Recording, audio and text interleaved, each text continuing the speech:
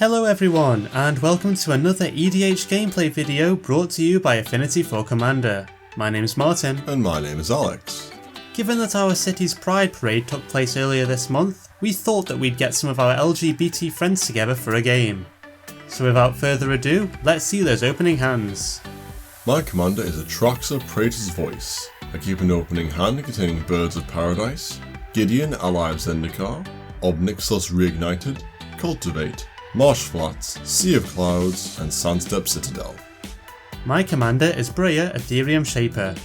My opening hand consists of Chief Engineer, Trinket Mage, Refurbish, Spire of Industry, Arcane Sanctum, Terramorphic Expanse, and Adakar Wastes. Dylan's commander is Lavinia of the 10th. He keeps an opening hand containing Salt Skitter, Ashes of the Abhorrent, Rule of Law, Halimar Depths, 2 Plains, and an Island. And last but not least, Sarah's deck is commanded by the Gitrog Monster.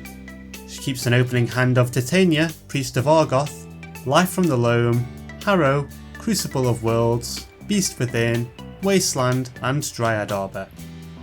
I win the die roll and start things off by playing Marsh Flats. I pay 1 life and sacrifice the flats to put an overgrown tomb onto the battlefield, paying a further 2 life to have it enter untapped. I then cast Birds of Paradise and pass the turn. I play Terramorphic Expanse and immediately sacrifice it to put a mountain into play tapped. I then end my turn. Sarah plays Dryad Arbor as her land for turn.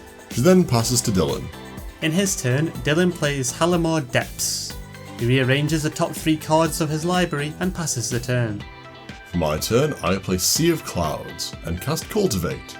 I put a swamp onto the battlefield and an island into my hand before passing to Martin. I play Arcane Sanctum and then pass the turn. In her turn, Sarah plays Wasteland. She then informs us that she probably shouldn't have kept her opening hand, and then ends her turn. Dylan plays a Plains, and then casts a very shiny Ashes of the Abhorrent. He then passes to Alex. I play Sandstep Citadel, and cast Gideon, ally of Zendikar. I use his 0 ability to make a 2/2 Knight ally token, and pass the turn. In my turn, I play Nomad Outpost. Gotta love those Trilands. I then cast Chief Engineer and end my turn. Sarah fails to draw a land and moves to her cleanup step. Oh dear. She discards Life from the Loam and passes to Dylan. Dylan starts his turn by playing a Plains. He then casts Rule of Law and ends his turn. I begin my turn by casting Obnixilis Reignited. I consider using his -3 ability to destroy Sarah's Dryad Arbor, much to her despair. As amusing as that would be, I instead decide to use his +1 ability, drawing a card and losing a life. Next, I play Demir Aqueduct, returning a swamp to my hand. I use Gideon's +1 ability and move to combat. I attack Dylan with my now 5/5 Gideon and my Knight token, dealing him 7 damage. I then pass to Martin. I play Spire of Industry, and then cast Hex Parasite, aka the Planeswalker Killer. I pay 2 life and tap 3 mana to activate the Parasite's ability, removing 3 counters from Gideon to prevent Alex from using his -4 ability next turn. I then move to combat and attack Gideon with Chief Engineer. I then end my turn. In her turn, Sarah fails to draw a land yet again. She decides not to attack Gideon with Dryad Arbor for fear of angering me into destroying one of her only 2 land with Obnixilis in my turn. She then passes the turn discarding Titania, Protector of Argoth, to reduce her hand to 7 cards. Dylan plays an island and then casts Brago, King Eternal. He then passes to Alex. I play an island and then activate Obnixilis' -3 ability to destroy Hex Parasite. I then cast Oath of Nissa, look at the top 3 cards of my library, and fail to find anything to put into my hand. I use Gideon's +1 ability to make Gideon a creature and move to combat.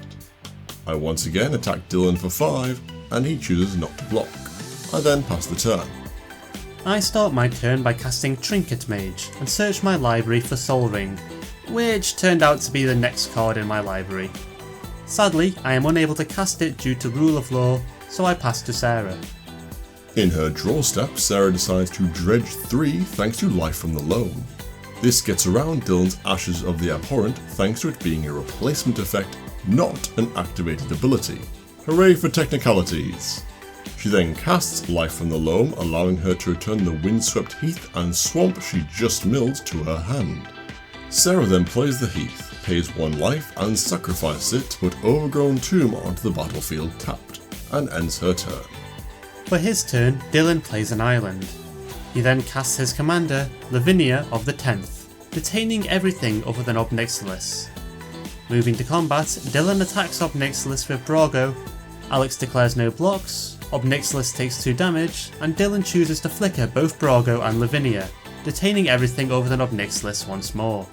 He then passes to Alex. I start my turn by activating Ob Nixilis' +1 ability. I lose a life, draw a card, and then play a forest. Next, I cast Rout, destroying all creatures on the battlefield, including 1/3 of Sarah's land. Sarah is deeply saddened by this, and Dylan gains 5 life as a result of Ashes of the Abhorrent.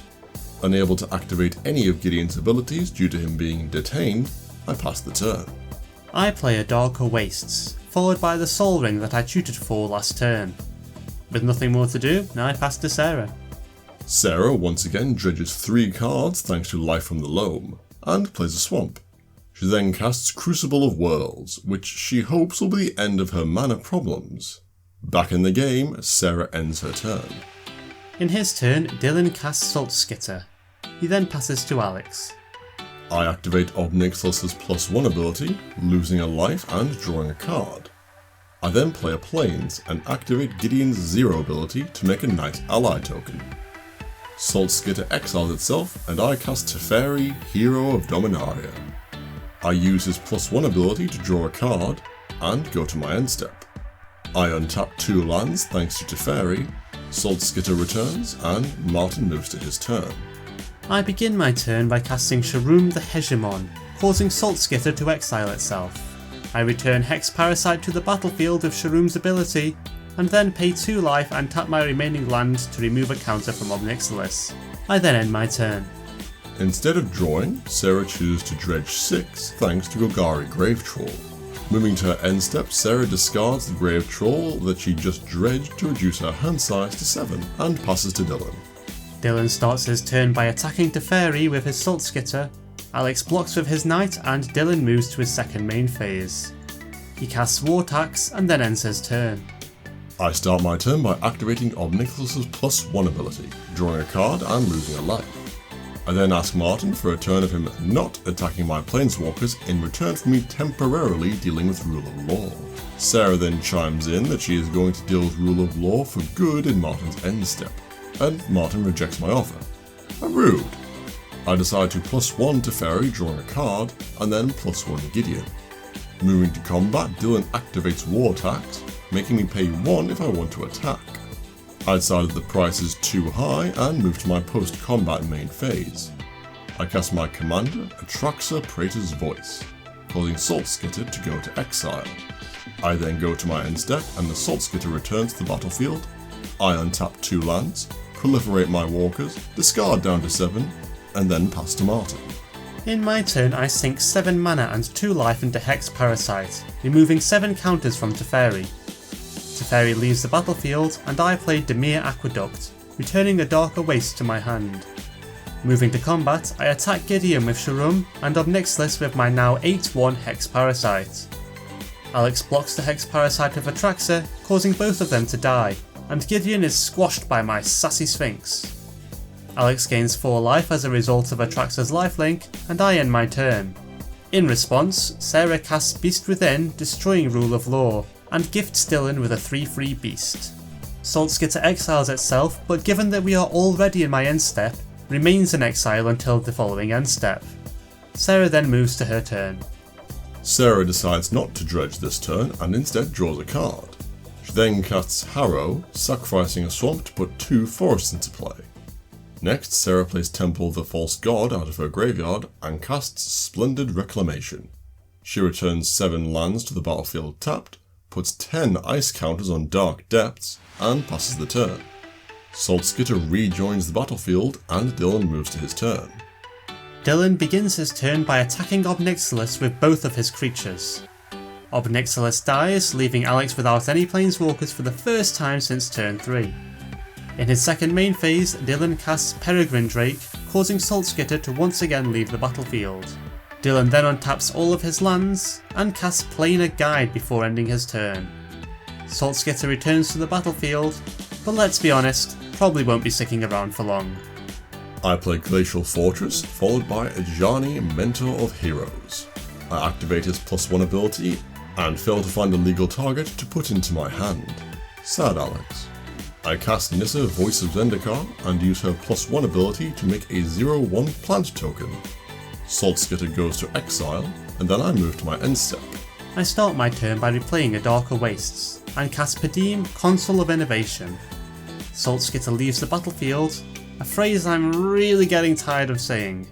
I move to combat and attack Ajani with Sharoom. Sharoom claims her second victim, and Ajani is put into the graveyard. In my second main phase, I cast Unwinding Clock. Dylan remarks that somebody needs to deal with this, and I remind him that the clock has hexproof thanks to Padim. I then end my turn and Saltskitter returns to play. Martin untaps all of his artifacts in Sarah's untap step, and Sarah dredges 6 with Golgari Gravetroll instead of drawing. She casts her commander, the Gitrog Monster, causing Saltskitter to exile itself. Sarah then sacrifices Windswept Heath and Bloodstained Mire, losing 2 life, to put a swamp and a forest onto the battlefield. She draws 2 cards from the Gitrog Monster and plays Evolving Wilds as her land for turn. Next, Sarah casts Tireless Tracker. Still not finished, she casts Vampire Hexmage. Which, oh sweet Urza, is that a Dark Depths jazz in play? That's not good. Sarah then sacrifices her Evolving Wilds to put a forest into play tapped, draws a card from Gitrog, and makes a clue thanks to her tracker. Finally, out of things to do, Sarah then passes the turn, and Saltskitter re-enters the battlefield. Dylan starts his turn in the same way as his previous one, attacking Alex's Planeswalkers. He attacks Nissa with Peregrine Drake, Saltskitter, and his Beast token. Alex declares no blocks, and Nissa is trampled. In his post-combat main phase, Dylan casts Grand Arbiter Augustus IV. Bit of a mouthful. Saltskitter does a runner, but quickly returns when Dylan passes the turn. In my turn, I play Windswept Heath. I pay 1 life and sacrifice it to put a forest into play, and then cast Merciless Eviction, naming creatures. All creatures are then exiled, which removes the immediate threat of Marit Lage, and the need to reference Saltskitter multiple times a turn. R.I.P. Saltskitter. I move to my end step, to which Martin responds by casting Thirst for Knowledge. He draws 3 cards, discards Darksteel Forge, and moves to his turn. I start my turn by playing Evolving Wilds. I then cast Refurbish, returning Darksteel Forge to the battlefield. Value. Next I cast my commander, Breya, Ethereum Shaper, and make 2 1/1 Thopter tokens with flying. I then pay 1 life to tap a Darker Waste for blue, and cast Thoughtcast for 1 mana. Who needs Affinity in Modern when you can have... Don't say it. Affinity for Commander! Finally, I sacrifice Evolving Wilds to put an island into play tapped, and pass to Sarah. Sarah responds to this by sacrificing her clue, drawing a card before moving to her turn. Sarah begins her turn by casting Thought Vessel. She then casts Golgari's Signet, followed by Sylvan Scrying. She puts Urborg Tomb of Yawgmoth into her hand, and then plays it as her land for turn. Sarah then recasts the Gitrog Monster, and plays Windswept Heath from her graveyard. She loses a life and sacrifices it to put a forest into play, and then casts life from the loam once more. Sarah returns 3 land to her hand, and ends her turn. Dylan begins his turn by offering to help Sarah release Marit Lage from Dark Depths, provided that she doesn't attack him until both Alex and I are dead. Sarah agrees, and Dylan casts Solemnity. So now, if Sarah sacrifices Dark Depths to the Gitrog Monster, then brings it back with Crucible of Worlds, it will immediately summon a 20/20 flying indestructible creature. That's some neat teamwork. Dylan then passes to Alex. I begin my turn by casting Teferi, Temporal Archmage. I use his -1 ability to untap 4 lands, and then cast Primeval's Glorious Rebirth. I return Nissa, Voice of Zendikar, Ajani, Mentor of Heroes, Obnixilis Reignited, Gideon, Ally of Zendikar, and Teferi, Hero of Dominaria to the battlefield. Not bad really. I +1 Nissa, making a plant, then +1 Ajani, failing to find a target once more. Next, +1 of Nixilis, losing a life and drawing a card, and 0 Gideon to make a knight. I +1 my other Teferi to draw a card, and pass the turn, untapping 2 lands in my end step. In my turn, I play Exotic Orchard and then cast Memnarch. I move to combat and attack Ajani with a Thopter, Teferi Hero of Dominaria with a Thopter, and Gideon with Breya. Alex blocks Breya with his plant, Ajani takes 1 and Teferi takes 1. In my second main phase, I cast Metalwork Colossus for a whopping 0 mana, and then pass to Sarah. Martin untaps all of his artifacts in Sarah's untap step, and Sarah sacrifices a forest to the Gitrog Monster. She dredges 3 instead of drawing as a result of life from the loam, putting Dakmor Salvage into her graveyard. This caused the Gitrog Monster to trigger again, and Sarah dredges 2 thanks to the salvage. She dredges 5 from Stinkweed Imp instead of drawing for her turn, and plays Cabal Coffers from her graveyard using Crucible of Worlds. Next, Sarah plays Windswept Heath and taps the coffers to add 16 black mana to her mana pool. She then casts Praetor's Council, returning her graveyard to her hand. Sarah then uses all of her remaining mana to cast Torment of Hailfire for 22. Dylan is unable to survive this and takes lethal damage. I discard 5 cards and sacrifice all of my non-land permanents except for Nixilis and my Knight token, and lose 33 life. Martin activates Memnarch's ability to steal Sarah's Crucible of Worlds, sacrifices 11 permanents, and discards 3 cards. He takes 30 damage, just about surviving. Sarah moves to combat and attacks Martin with her commander. Martin takes lethal damage and is knocked out of the game. Sarah then passes to me. Alex starts his turn by activating Nixilis' +1 ability, losing a life and drawing a card. Living on the edge. He then recasts Atraxa and then casts Shalai, Voice of Plenty. In his end step, Alex proliferates thanks to Atraxa, adding an ice counter to Dark Depths. Cheeky.